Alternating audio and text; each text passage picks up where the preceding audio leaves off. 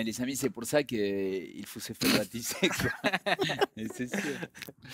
Et les amis, hier, j'ai discuté avec une membre d'église. Et elle est venue me voir et puis on a parlé de plein de choses. Mais à un moment, elle m'a dit comme ça, elle me dit, ah, j'en ai marre parce que à l'école du sabbat, les prédications et tout, on n'arrête pas de nous remettre sur le tapis la loi et la foi, salut par la foi, salut par les œuvres. Et elle me dit comme ça, elle me dit, ah, pour moi, tout ça, c'est très clair. Et tout le monde est au clair là-dessus. Pourquoi on n'arrête pas de parler de ça? Mais c'est complètement faux.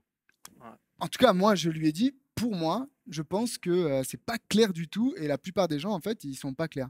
D'ailleurs, c'est intéressant. Elle m'a donné un exemple, et moi, j'étais pas d'accord avec elle, mais j'aimerais bien avoir votre avis. Elle m'a dit, mais la loi, c'est comme le code de la route. Le code de la route, quand tu as compris le code de la route, tu as compris pourquoi il faut pas rouler vite, parce que tu sais que c'est pour le bien et tout ça. Moi, je suis pas d'accord avec ça. Tu n'es pas d'accord avec le code de la route ou avec ce qu'elle a dit? Ben, de comparer la loi au code de la route, parce que si tu compares la loi au code de la route, finalement, tu restes dans le légalisme. Tu es en Ah train ouais. de dire, c'est parce que c'est écrit qu'alors je le fais. C'est comme si plus je comprenais que le sabbat ou que ne pas tuer quelqu'un ou que pas faire l'adultère, plus je comprenais que c'était bon pour moi, plus j'avais envie. C'est pas vrai, j'ai toujours envie de frapper mon voisin ou d'aller coucher avec n'importe qui.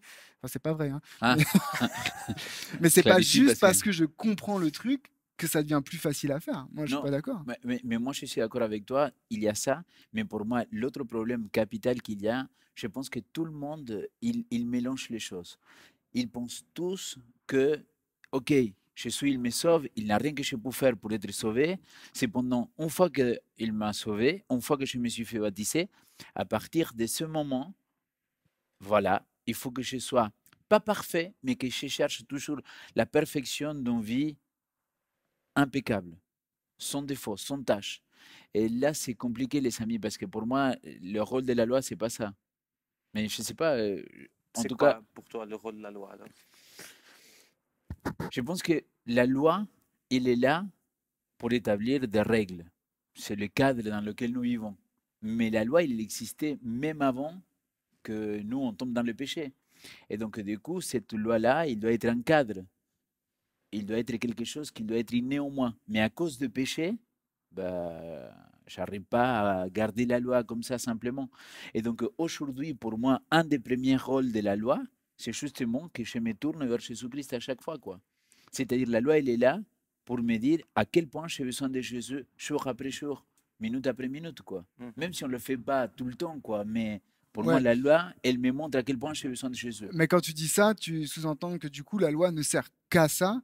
Et du coup, tu es en train de dire que la loi ne sert qu'à me rendre compte que je suis mauvais et jamais je pourrai l'atteindre. Mais pas simplement, parce que c'est peut-être fruit de mon héritage chrétien depuis le berceau que je pense comme ça, mais on n'a pas besoin de beaucoup de réfléchir pour voir que si on habitait une société où il y avait personne qui tuait son voisin, qu'il y avait personne qui racontait des mensonges, qu'on allait tous à l'église, qu'il y avait personne qui convoitait, que cette société était une société parfaite. Et je suis pas trop gêné par la comparaison avec le code de la route, parce qu'effectivement, si on avait des gens qui se garaient pas n'importe comment, si les gens ne dépassaient pas les limites de vitesse, si on n'était pas dépassé par la droite, comme ça arrive souvent, C'est l'anarchie. ça, on aurait une meilleure route comme ça. Mais la réalité, c'est qui d'entre nous trois est capable de garder le code de la route? Moi, je le regarde assez bien, hein. Ouais, ouais. Pas mal aussi. J'y crois. Non, J'y crois. non, pour être honnête, non. Non, c'est vrai, personne ne peut garder le code de la route, personne ne peut garder la loi. De dire que la loi, c'est comme le code de la route, moi, je trouve que ça sous-entend que je suis en mesure de garder ce code de la Mais route. ça Et serait, donc, mesure de garder la loi. Or, la Bible nous dit que c'est impossible. mais ça serait, bon, Vas-y, vas-y. mais ça serait sadique de la part de Dieu de dire, voilà les amis, vous voyez ça, les 10 commandements, ça c'est être parfait. Vous n'allez jamais arriver à le faire. Mais essayez. C'est quand même méchant, un Dieu qui dit comme ça, qui nous propose une barre tellement haute qu'on ne peut pas y arriver. Mais parce que justement, Dieu, il dit pas juste voici ce que vous devez. Parce qu'en fait, Dieu dit bah voici ce que vous devez faire. Il dit voici la loi, point. Et maintenant, il y a un moyen par lequel cette loi peut être accomplie. Le problème, Il donne c'est. le moyen Oui, avec. mais pour moi, le problème, c'est qu'on regarde la loi pour être sauvé. Là, Ah, je suis d'accord. 100% faux. C'est-à-dire, si je regarde le code de la route pour pas avoir d'accident, bah, ce n'est pas la bonne motivation. Donc, je ne regarde pas que pour pas avoir d'accident. Je respecte les codes de la route pour différentes raisons. De un, c'est une façon de vivre et une façon d'organiser tous ensemble. De deux, c'est le cadre qui me permet de pouvoir vivre en société. De trois, il me permet d'avoir moins d'accidents, par exemple. Mais tu ne peux pas garder la loi que parce que tu penses que c'est le moyen de pouvoir être au ciel avec Jésus. Et c'est là, pour moi, le grand problème aujourd'hui dans nos églises. C'est que beaucoup de membres d'église, regardez les amis, il y a quelqu'un qui me dit, oui, mais Léo, tu vois, vous, en tant qu'église, vous dites, oui, vous êtes sauvés par la foi. Par contre, si je suis en train de me fumer un pétard et Jésus, il arrive, bah moi, je ne suis pas sauvé. Pourtant, c'est même pas écrit dans les 10 commandements. En De exemple. fumer un pétard, tu veux dire? Non, mais est-ce que c'est vrai ou pas? C'est vrai ce qu'il me dit quelque part. Hein? On est beaucoup dans cette idée-là. Si Jésus, il vient et je ne suis pas prêt, bah, il y a quelque chose qui va mal se passer alors. Ouais, mais ça, c'est parce que derrière, il y a un discours culpabilisant, plein de jugements, dans le sens que Jésus, il est là que pour juger. Alors, la Bible ne nous présente pas le Jésus qui juge, il nous présente le Jésus qui transforme, le Jésus qui accompagne. D'abord, on nous présente le Jésus qui est mort pour pardonner, mais pour sauver. Or, en grec, le mot sauver, ça vient du mot guérir. Donc, quand il est présenté, quand il va au temple et qu'il croise Zacharie dans l'évangile de Luc, il me semble, il dit que c'est celui qui mènera le peuple loin de son péché. Or, le péché ne peut être défini que parce qu'il y a une loi. Donc, il n'est pas juste celui qui vient pour juger, de savoir si tu as fait ou pas bien fait, Mais mais alors, celui qui t'emmène loin de ce problème-là. pour toi, la loi, le péché, c'est la transgression de la loi, comme le texte Bah, c'est de comme la ça Bible. qu'on définit le plus souvent le péché égale transgression de la loi. Oui, ou désobéissance à ce que Dieu il a demandé pour moi. Mais la réalité, c'est que pourquoi est-ce qu'on pêche? C'est pas parce qu'il y a la loi. Tu vois, c'est pas d'un coup la loi a été écrite, ah j'ai péché. C'est parce qu'on m'a fait transgresser la loi. Donc de la même manière qu'on m'a fait transgresser la loi, Paul il dit ça hein, dans Romains chapitre 7. Je sais pas si vous avez déjà vu, moi j'ai toujours trouvé ça super, on Attends, peut se mais planquer. jusqu'avant peut-être, parce que j'ai ouvert en premier. Eh, là, vous vous rappelez l'histoire entre Jésus-Christ et la discussion avec le jeune homme riche et Ouais. qu'il lui dit qu'est-ce que je dois faire pour avoir la vie éternelle? Il lui dit, bah, garde le commandement. Les mecs, ils lui répondent, bah, les 10 commandements, je l'ai déjà fait. Et Jésus, il a dit, ah bon, t'es sûr? Et donc là, il les balance que sûrement le jeune homme riche, il avait une lecture très littéraire des 10 commandements. Et donc il disait, bah, les 10 commandements, si je les lis à la lettre, moi je pense que nous trois, en tout cas, moi je crois que je serais capable de les garder, vraiment, à la lettre. Par contre, quand Charles ajoute la dimension de Jésus-Christ, il dit, oui, vous avez entendu dire, tu ne tueras point, mais moi je te dis que quand tu penses que l'autre il est un peu stupide, bah voilà, tu es mort. Là, je me dis, là c'est Jésus-Christ qui a mis la barrière beaucoup plus haut. Et dans ces contextes-là, N'empêche qu'il cite quand même la loi comme référence. oui, bien sûr, la loi, il y a quelque chose, c'est un petit peu le cheminement qu'on doit suivre. Ça, je suis d'accord. Mais là, il y a la question que les posent les disciples. Qui donc pourra être sauvé? Donc, c'est Matthieu chapitre 19, verset 25, il dit, qui peut donc être sauvé?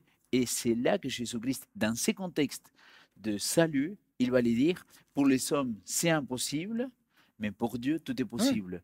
Mais souvent, on cite ces textes-là en parlant de la vie, de la nature, de tout ce que Dieu il peut accomplir. Mais là, il ne parle pas de ça. Hein. Là, il parle que du salut. Pour l'homme, c'est impossible et c'est que par les billets de Jésus-Christ que c'est possible de rentrer dans le royaume des cieux et dans la vie éternelle. Donc, c'est là, pour moi, le grand débat. Si c'est que par Jésus-Christ que je peux rentrer dans la vie éternelle, alors pourquoi la loi? Mais ce texte, tu remarques bien, qui met en avant d'abord, on pose une question à Jésus liée au salut et il renvoie à la loi. Et même quand le jeune homme dit, moi je l'ai déjà fait, il renvoie à une autre chose qui est liée à la loi, aime ton prochain comme toi-même. Donc si tu n'es pas capable de tout dépenser pour ton prochain, tu n'es finalement pas apte à pouvoir être sauvé. C'est ça qu'il lui dit. Donc il y a toujours une loi derrière, il y a un truc à faire ou à ne pas faire, puisque le jeune homme riche n'a pas été en mesure de le faire. Ouais, Pas qu'on ouais, n'en ouais. sait rien, mais donc quand ils disent après les disciples, personne ne peut être sauvé, c'est une notion du faire. Et quand Jésus dit à l'homme c'est impossible, mais à Dieu c'est possible, c'est pas simplement c'est possible de sauver, c'est possible de faire les choses pour sauver. Et c'est pour ça que Jésus il retourne la chose. Le pharisien dit, pour être sauvé, tu dois faire un tas de choses. Jésus dit, pour être sauvé, tu dois laisser Dieu faire un tas de choses. Et c'est là où la foi, elle entre. Oui, oui, oui. Mais c'est Mais pour la ça loi que, doit être appliquée. voilà, mais le débat, il n'est pas clos. Parce que finalement, si je rentre au ciel euh, par le biais de Jésus-Christ, quel est mon rôle à moi alors? Quel est pas mon rôle à moi, quel est le rôle de la loi et aussi à moi? Mais surtout le rôle de la loi, parce que c'est ça la question qu'il t'a posée Mais Je là-dedans. peux juste dire Tu peux comment, dire comment plusieurs je vois. choses. Merci beaucoup les amis. Mais Euh, dépêche-toi, par contre. Parce que... J'étais j'étais en train de réfléchir à ce que vous disiez. Et je me suis arrêté déjà un petit peu avant à la partie qu'on parlait du péché. Euh, Il y a un livre écrit par George Knight qui s'appelle I Used to Be Perfect, et en qui il dit le péché, c'est l'amour. C'est rigolo, c'est quand même bien comme titre, hyper accrochant. Mais il explique derrière qu'en fait, si on pêche, c'est parce on a de l'amour pour les choses, plus que pour les bonnes choses. C'est comme ça qu'il voit, plus ou moins. Et c'est effectivement, dans la loi, on voit que chaque point des 10 commandements, c'est un petit peu une description du caractère de Jésus, parce que c'est lui le seul qui peut être présenté avec ça comme dans sa bio. Nous, on ne peut pas dire parce qu'au bout d'un moment, on a fait quelque chose à côté, mais lui, on peut dire c'est lui qui a accompli vraiment la loi, dans le sens que son caractère, c'est ce qui est écrit dans les 10 commandements. Si effectivement, on projette notre amour vers la loi, vers les commandements, ça serait projeter notre amour vers le caractère de Jésus. Est-ce que je me fais comprendre ou Ouais. Oui. c'est trop compliqué? Donc, je C'est un vois, peu philosophique, mais c'est un peu philosophique, peut-être, mais je vois un petit peu la fonction de la loi comme ça, déjà pouvoir identifier qui est le Messie, parce que c'est à travers la loi qu'on voit son caractère. C'est lui le seul parfait qui a tout fait, qui a tout accompli. C'est lui. Et deuxièmement, en regardant ça, se dire c'est quand même chouette de vivre comme ça, et projeter notre amour dans cette direction nous amène à quelque chose de mieux. On vit mieux, on est plus heureux. ah, là, je suis d'accord. Mais qu'est-ce que tu n'étais pas d'accord avant? Non, j'étais d'accord aussi. Moi, je comprends ce que tu dis, mais il y a un truc qui me gêne, c'est que c'est toujours moi. C'est moi qui tourne mon regard vers et qui du coup profite de. Or, et j'aimerais bien qu'on aille dans Romains 7 parce que Paul, il présente une espèce d'explication après avoir. Il fait tout plein de chapitres pour expliquer la justification par la foi, ce machin que même après avoir lu tous les chapitres, on n'a toujours pas compris ce que c'était. Mais il termine sur la question du péché dans Romains chapitre 7. C'est vraiment un chapitre entier où il essaie d'expliquer le péché. Et il dit un truc que moi j'aime bien, parce qu'on peut se cacher derrière. Si vous regardez au verset 8, il dit le péché saisissant l'occasion produisit en moi par le commandement toutes sortes de convoitises. Donc en fait, il dit que si moi je me mets à faire des choses mauvaises, c'est parce qu'il y a un truc qui s'appelle le péché, qui, voyant la loi, dit tu ne fais pas, s'est dit bah, je vais le faire. Et regardez ce qu'il dit un tout petit peu plus loin lorsqu'il va au verset 20. Il dit et si je fais ce que je ne veux pas, ce n'est plus moi qui le fais, c'est le péché qui habite en moi. Donc il dit, c'est même pas moi en fait qui ai envie de le faire, c'est qu'il y a un truc, encore une fois, qui l'appelle le péché ici. Il y a un truc qui habite en moi, qui ne devrait pas habiter en moi, mais qui habite en moi et qui me fait produire ça.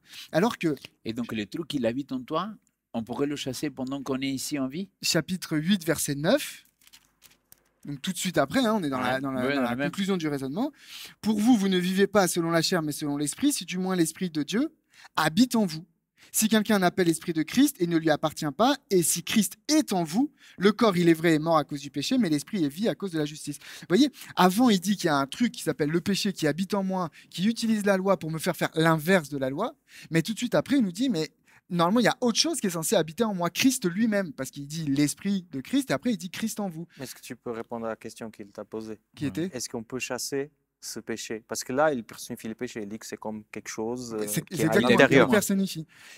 Mais alors oui, parce que si on remonte chapitre 8, verset 2, il dit en effet la loi de l'esprit de vie en Jésus-Christ, toujours en Jésus-Christ. Moi, j'amènerai ma conclusion là-dessus. Si je le fais pas, vous me le T'es rappelez. libéré de la loi de péché. La loi du péché. Quelle loi? Et du coup, la loi du péché, la loi du péché, il en parle à la fin du chapitre, il dit au verset 23, chapitre 7, verset 23, mais je vois dans mes membres une autre loi qui lutte contre la loi de mon entendement et qui me rend captif de la loi du péché qui est dans mes membres, qui habite en moi. Et il dit que l'esprit de vie en Jésus-Christ, donc Jésus-Christ, il me libère de la loi du péché, pas de la loi de Dieu. Il me libère pas de la loi de Dieu, il me libère de la loi du péché. Il te libère de la loi des péchés, mais il ne te libère pas du péché. Ouais. Ça, c'est le rôle de Christ. Ouais. Mais attends. Non, mais la attends, loi de non, l'esprit de vie en Jésus-Christ. C'est le rôle de Christ et quand il va revenir. Donc, jusqu'à que Jésus il revient, on sera toujours sous l'influence du péché. Ah oui, Mais il est plus en moi. Oui, mais Il habite il faut plus pas en oublier, moi. Romains chapitre 5, donc c'est la même épître, Ouais, il dit, verset 12, il dit, le péché, il est rentré par une personne, il ouais, s'éteint à toute l'humanité. C'est qui cette personne-là? Adam. ouais. Quelque part, Paul, il est en train de dire, bah, tu sais quoi, l'ami, c'est pas ma faute si je suis né dans le péché, ici aujourd'hui, il y a ces trucs-là qui habitent en C'est ce moi. qu'il dit ici aussi. Bah, Il voilà, habite en moi, c'est pas moi. au verset 17, après, il dit, bah, voilà, mais le salut, il est rentré par une personne, il s'éteint à l'humanité tout entière. Est-ce que la loi du péché, ce ne serait pas la mort? Parce que le salaire du péché est la mort. Parce que là, on peut être libéré, mais le péché, j'ai jamais connu C'est une pas le personne salut qui qui ne péchait s'étend à pas. tous les hommes dans Romains 5. Bah, c'est C'est la Jésus-Christ. justification. Oui, la justification. Ah, c'est pas mais- pareil. C'est pas pareil. Non. Ah, non, dans la Bon, pensée de attends, Paul, si t'es c'est pas ça, pareil. je pense justifié. qu'on devrait parler une autre fois, parce Ouais, que si ouais, on ouais, parle ouais, ouais, maintenant ouais. différence entre justification et salut, je ne sais pas si ça va pas être un peu compliqué, mais ok, si tu veux, mais le problème, c'est que ça reste quand même le même problème pour moi. La loi, si elle ne te sauve pas, à quoi elle te sert? Bah, pourquoi elle devrait servir à sauver d'abord? La loi, elle sert pas. La loi, en fait, elle existe pour elle-même. Oui, Et d'accord, c'est ce qu'il dit mais là, dans tout Romains 7. La loi, elle existe pour elle-même. La loi est sainte, le commandement est saint, juste et bon.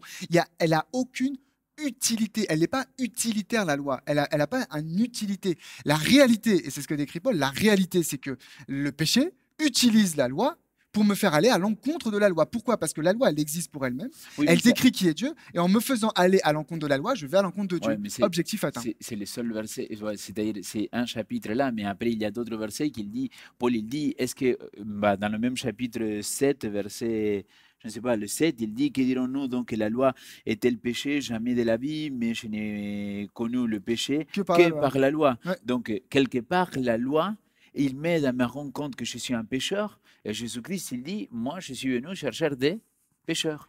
Et donc du coup, je me dis, voilà un des rôles capitaux de la loi, me prouver, me montrer que je ne suis pas capable de garder cette loi-là, et donc j'ai besoin de Jésus-Christ. Parce que si j'étais capable de garder cette loi, je n'ai pas besoin de Jésus-Christ. Si, parce que tu ne peux pas garder la loi sans Jésus-Christ. Pourquoi? Parce Mais qu'il y a le péché. tu pars du principe qu'on a besoin de garder la loi pour quelque chose. C'est pas une question de besoin. Si tu dis que c'est un besoin, c'est que la loi devient utilitaire. Elle a une utilité. Alors c'est pas une utilité, c'est la loi existe pour elle-même. Elle est simplement la description de qui est Dieu, de la société de Dieu. Ce que tu disais tout à l'heure, c'est la Mhm. description de la société.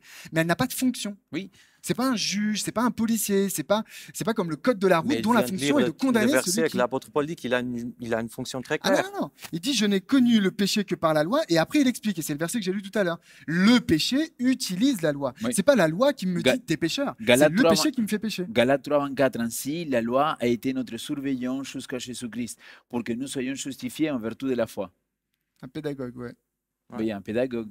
Il dit que la loi, il est un pédagogue, un surveillant, quelqu'un qui va m'amener à Christ. Ouais, mais ça, c'est parce que tu penses que le pédagogue, c'est celui qui enseigne. Alors, le pédagogue, dans la pensée Pas romaine, du tout. c'est celui qui tient la main de l'enfant Il l'amène jusqu'au maître. et après, il le lâche, quand le maître est là. Bah voilà. Mhm. Et donc, tu me donnes Mais il plus ne de raisons. l'enseigne pas, il ne lui apprend rien, Mais il j'ai- le tient. Mais je n'ai pas dit que la loi, il doit m'apprendre quelque chose. J'ai dit que la loi, elle est là sur toutes les choses pour me montrer et me Et dire, me tu as montrer. besoin de Jésus. Ouais, mais On m'a amené à Jésus-Christ. Mais c'est Oui, ce qu'il a voulu Plutôt dire Paul. qui là. est Jésus, parce que c'est le seul qui a réussi à l'accomplir. Moi, C'est j'y le vois seul. plutôt dans ce verset que tant que le maître n'était pas là, la loi me tenait. Maintenant que le maître est là, la loi me tient plus. Alors on peut faire ce qu'on veut et on sera sauvé. Non, parce que l'esprit de vie, quand il habite en moi, me fait produire la Non, loi. je provoque, mais c'est vrai que ce thème est toujours compliqué parce que on sait qu'on est sauvé par la grâce. Il n'y a pas de discussion sur ça, mais on ne sait pas exactement dans ce salut par la grâce où est-ce qu'on va placer la loi. Vous placerez où la loi dans ce salut par la grâce alors? Ce n'est pas par le fait qu'on garde la loi qu'on sera sauvé. Où est-ce qu'on le place? Dans le plan de salut en tout cas. Pour moi, la réponse, elle est dans Galates chapitre 5, verset 22, que tout le monde connaît, c'est fruit de l'esprit. Il dit, voici le fruit de l'esprit, et il liste l'amour, etc. Puis après, juste après ça, au verset 23, il dit, la loi n'est pas contre ces choses. Donc pour moi, la loi, elle se place là. Vous voyez, la loi, elle n'a pas d'utilité, encore une fois. C'est est-ce que la loi va à l'opposé de ce que l'esprit fait en toi? Non. Parce que ce que l'esprit fait en toi te permet d'être de celui qui ne va pas à l'encontre de la loi. Donc, c'est même pas que l'Esprit te fait garder la loi, c'est que ce que l'Esprit produit en toi, ce que Christ produit en toi, ne va pas à l'encontre, n'est pas contre la loi. Et c'est pour ça que le code de la route me pose un problème. Parce que le code de la route signifie que je vais apprendre le code de la route, parce que c'est ça, le code de la route. Je dois l'apprendre pour ne pas le transgresser. Mais c'est pas ça que la Bible dit. La Bible dit, tu ne dois pas connaître les 10 commandements par cœur pour ne pas le transgresser. Tu dois connaître Jésus-Christ, son salut, et c'est ce qu'il explique dans Romains 6 et 7 que tu as cité. Tu dois connaître Jésus-Christ. Jésus-Christ vivant en toi va faire des choses. Vous ferez des choses plus grandes que moi. Si l'Esprit, sans moi, vous ne pouvez rien faire. Jean 15, verset 5. Et ça ne va pas à l'encontre de la loi. Ça ne va pas à l'encontre de la loi. Ce qu'il te fait devenir, cette nouvelle créature qui te fait devenir, se débarrasser du vieil homme, cette nouvelle créature qui te fait devenir, ne va pas à l'encontre de la loi. La loi, elle est là, sans utilité, parce qu'elle est simplement la représentation de qui est Dieu. Et comme tu le disais, je trouve que c'est une image intéressante, la société de Dieu idéal, elle est décrite là dans cette loi. Mais Paul, il dit très clairement, moi je ne savais pas c'était quoi le péché si la loi il disait tu ne tueras point. Ouais. Mais ça, pour moi, ça va dans mon sens. Ça ne va pas à l'encontre de ce que je dis. Ah, La pour loi, moi, ça elle va est là. juste une description de ce que Dieu a dit qu'il était et qu'il ne l'était pas. Si la loi n'avait pas dit que Mais on est c'était mal, d'accord. ce ne serait pas mal. Mais la question, c'est plutôt la fonction. Parce que ce que tu dis, je pense que tous les trois, on est d'accord. Moi je pense qu'on est d'accord. Elle n'a pas de fonction pour moi. Elle n'a pas de fonction, la loi. Elle existe pour elle-même comme Dieu existe pour lui-même. C'est comme si, quelle est la fonction de Dieu? Il n'a pas de fonction, il est Dieu, point. Bah, il y a beaucoup de fonctions. Hein. Non, il a beaucoup de compétences, de capacités, il sait faire des choses. Mais si tu dis que c'est une fonction, il n'existerait pas sans cette fonction.